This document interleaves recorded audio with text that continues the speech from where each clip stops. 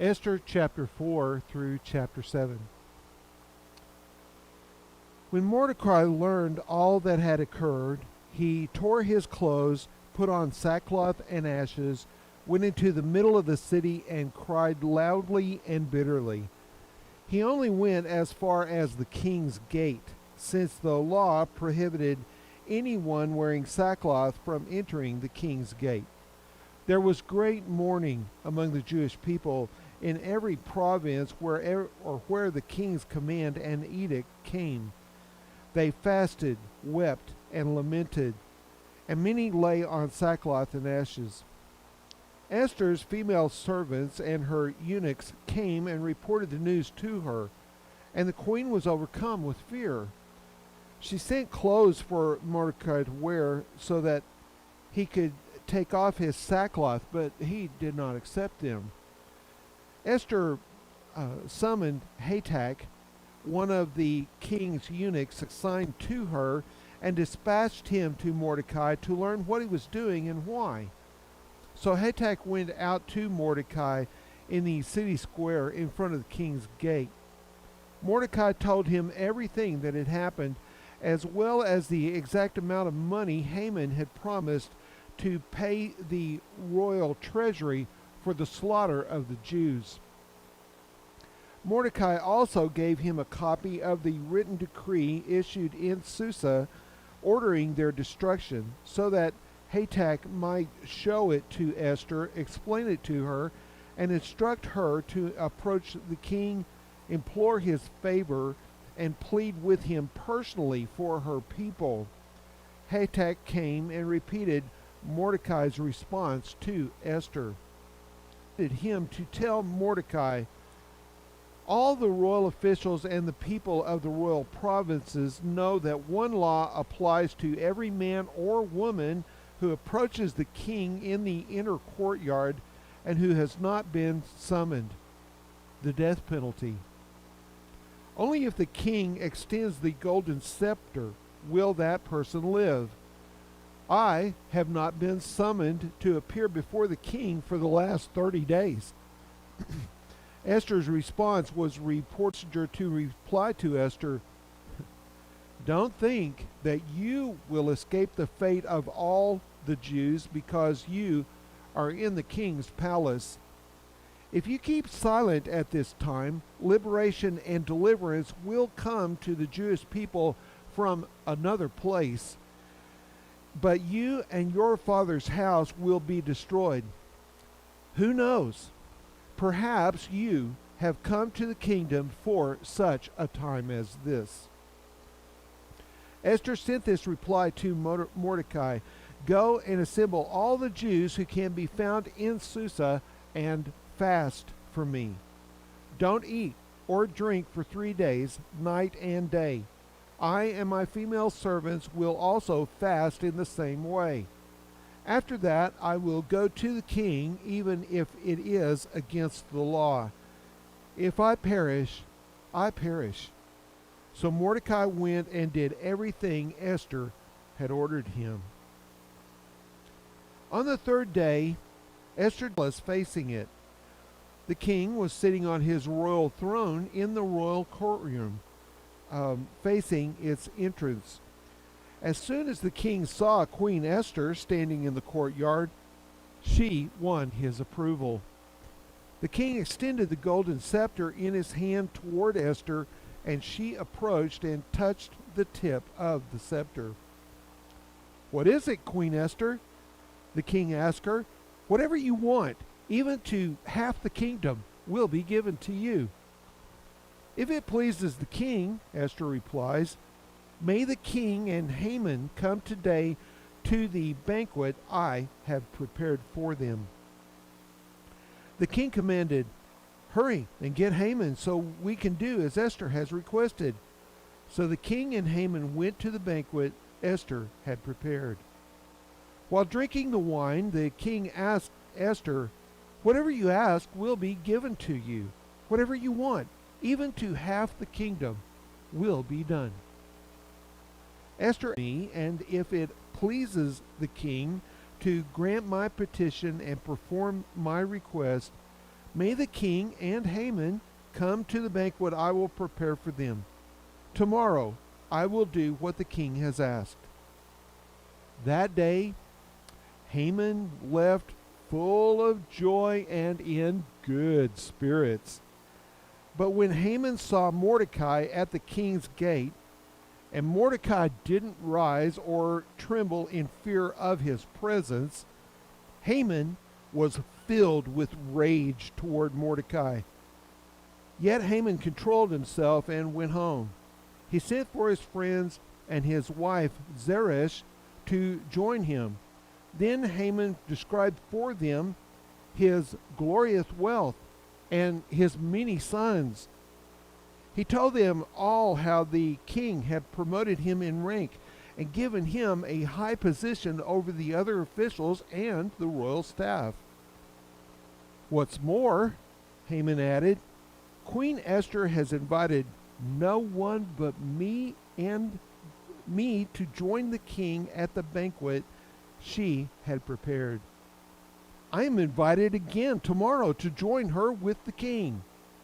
Still, none of this satisfies me, since I see Mordecai the Jew sitting at the king's gate all the time." His wife Zeresh and all his friends told him, "Have him build a gallows 75 feet high. Ask the king in the morning to hang Mordecai on it. Then go to the banquet with the king and enjoy yourself." The advice pleased Haman, so he had the gallows constructed. That night, sleep escaped the king. So he ordered the book recording daily events to be brought and read to the king. Bigthana and Teresh, two eunuchs who guarded the king's entrance when they planned to assassinate King Ahasuerus. The king inquired, "What honor and special recognition have been given to Mordecai for this act?" The king's personal attendants replied, "Nothing has been done for him." The king asked, "Who's in the court?" Now Haman was just entering the outer court of the palace to ask the king to hang Mordecai on the gallows he had prepared for him. The king's attendants answered him, "See, Haman is standing in the court. Have him enter," the king ordered. Haman entered, and the king asked him, "What should be done for the man the king wants to honor?" Haman thought to himself, "Who is it the king would want to honor more than me?" Haman told the king, "Have them bring a royal garment that the king himself has worn, and and a horse the king himself has ridden, which has a royal diadem on its head.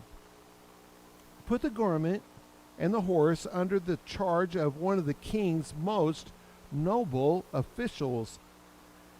Have them clothe the man the king wants to honor, parade him on the horse through the city square, and proclaim before him, 'This is what is done for the man the king wants to honor.'" The king told Haman, "Hurry and do just as you proposed. Take a garment and a horse for Mordecai the Jew, who is sitting at the king's gate. Do not leave out anything you have suggested." So Haman took the garment and the horse. He clothed Mordecai and paraded him through the city square, crying out before him, "This is what is done for the man the king wants to honor." Then Mordecai returned to the king's gate, but Haman, overwhelmed, hurried off for home with his head covered. Haman told his wife Zeresh and all his friends everything that had happened.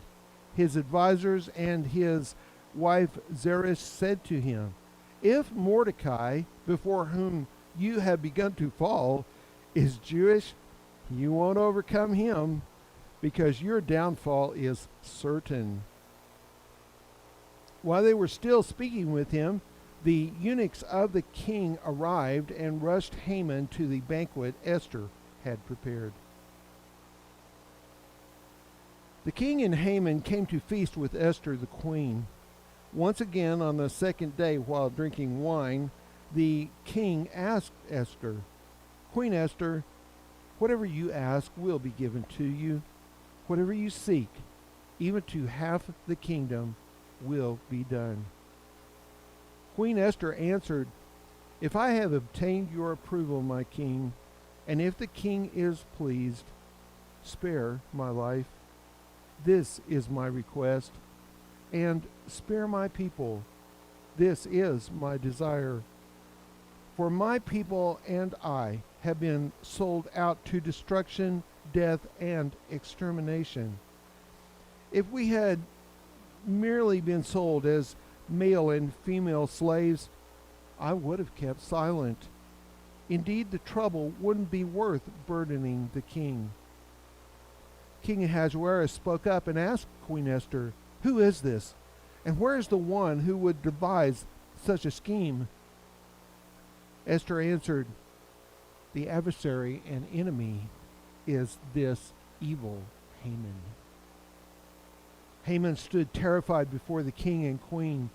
The king arose from where they were drinking wine and went to the palace garden.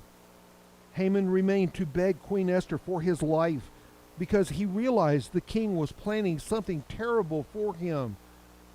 Just as the king returned from the palace garden to the house of wine drinking, Haman was falling on the couch where Esther was reclining. The king exclaimed, "Would he actually violate the queen while I am in the palace?" As soon as the statement left the king's mouth, Haman's face was covered. Harbona, one of the royal eunuchs, said, "There is a gallows 75 feet tall at Haman's house that he made for Mordecai, who gave the report that saved the king." The king commanded, "Hang him on it." They hanged Haman on the gallows he had prepared for Mordecai. Then the king's anger subsided.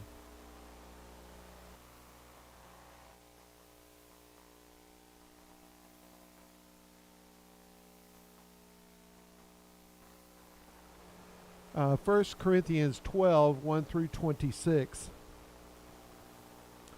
About matters of the Spirit, brothers, I do not want you to be unaware. You know how, when you were pagans, you were led to dumb idols, being led astray. Therefore, I am informing you that no one speaking by the Spirit of God says Jesus is cursed, and no one can say Jesus is Lord except by the Holy Spirit. Now, there are different gifts, but the same Spirit. There are different ministries, but the same Lord. And there are different activities, but the same God is active in everyone and everything. A manifestation of the Spirit is given to each person to produce what is beneficial. To one is given of knowledge by the same Spirit, to another faith by the same Spirit, to another gifts of healing by the one Spirit, to another the performing of miracles, to another prophecy, to another distinguishing between spirits, to another different kinds of languages, to another interpretation of languages. But one and the same Spirit is active in all these, distributing to each one as he wills. For as the body is one and has many parts, and all the parts of that body, though many, are one body, so also is Christ. For we were all baptized by one Spirit into one body, whether Jews or Greeks, whether slaves or free, and we were all made to drink of one Spirit. So the body is not one part, but many. If the foot should say, because I'm not a hand, I don't belong to the body, in spite of this, it still belongs to the body. And if the ear should say, because I'm not an eye, I don't belong to the body, in spite of this, it still belongs to the body. If the whole body were an eye, where would the hearing be?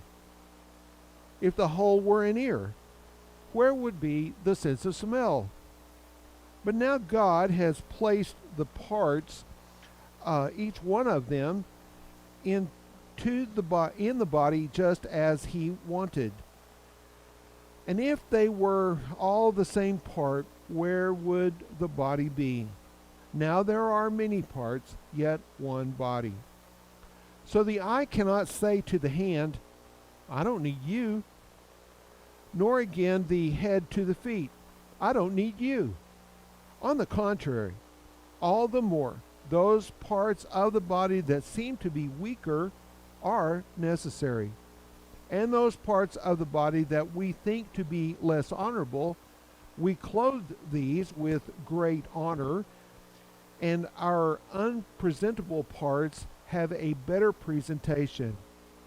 But our presentable parts have no need of clothing. Instead, God has put the body together, giving greater honor to the less honorable, so that there would be no division in the body, but that the members would have the same concern for each other. So, if one member suffers, all the members suffer with it. If one member is honored, all the members rejoice with it.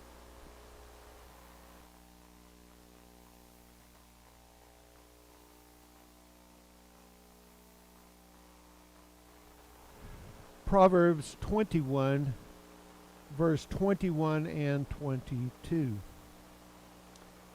The one who pursues righteousness and faithful love will find life, righteousness, and honor. The wise conquer a city of warriors and brings down its mighty fortress.